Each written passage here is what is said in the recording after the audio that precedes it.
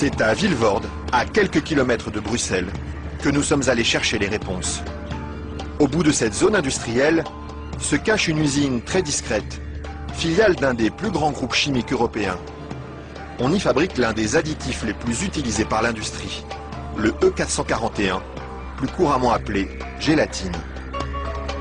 Et le responsable commercial de l'usine, Michel Vandenberg, n'est pas peu fier de nous montrer tout ce qu'on arrive à fabriquer avec son produit miracle. Alors, je vais vous montrer quelques exemples des principales applications de la gélatine. On a vraiment le secteur alimentaire qui est l'application la plus importante au niveau mondial. Alors, vous avez ici tous les produits gélifiés. Le premier marché pour lui, ce sont les bonbons. Mais on trouve aussi sa gélatine dans des gélules pharmaceutiques, des pellicules photos et même des shampoings. Il y en a partout de produits finalement. Ben, ce serait pas mal qu'il y en ait partout. Mais pour ça, il faut produire toujours plus. Alors ici, l'usine tourne à plein régime. Et la fameuse gélatine de Michel Vandenberg, la voici qui sort, tout au bout de la chaîne.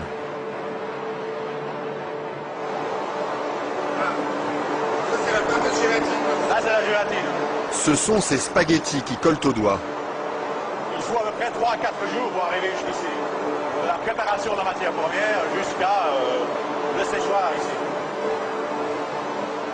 3 ou 4 jours de transformation dans les entrailles d'une usine où ces immenses cuves remplies d'acide et d'eau bouillante font régner une moiteur tropicale. Et au milieu de cette atmosphère étouffante, il y a un détail qui frappe le visiteur et qui pénètre jusque dans les locaux les plus protégés de l'usine. C'est pourquoi ça?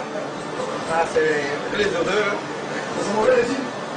Ça dépend, ça dépend.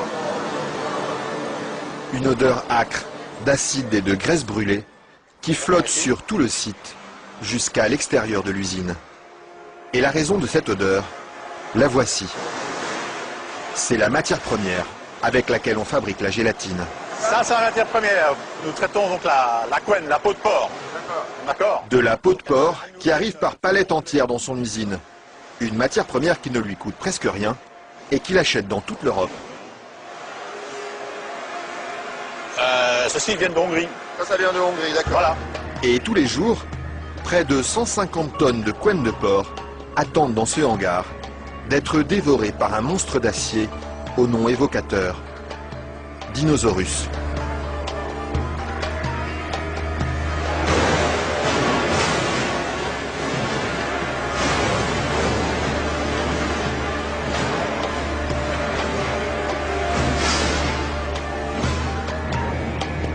Grâce à cette matière première bon marché, Michel Vandenberg parvient à vendre sa gélatine à moins de 5 € le kilo. Un prix défiant toute concurrence qui lui ouvre sans cesse de nouveaux marchés. Et celui qui marche bien en ce moment, c'est justement le marché des produits light. Attendez, il ne faut pas filmer ça à 1 minute. Mais voilà, ceci, qui est un beurre allégé, 40%. Alors un fromage frais, 0% matière grasse. Et chez lui, on trouve même les plus grandes marques. En marque Danone, taille fine. Une mousse liégeoise de chez Auchan. Voilà, une mousse de la laitière. Alors un produit Weight Watcher, donc avec moins de matière grasse, donc pour stabiliser le produit, pour maintenir l'onctuosité des produits, on utilise la gélatine. Un produit que les industriels n'hésitent pas à utiliser en grande quantité. Le seul problème, c'est qu'ils oublient parfois de l'écrire sur les étiquettes.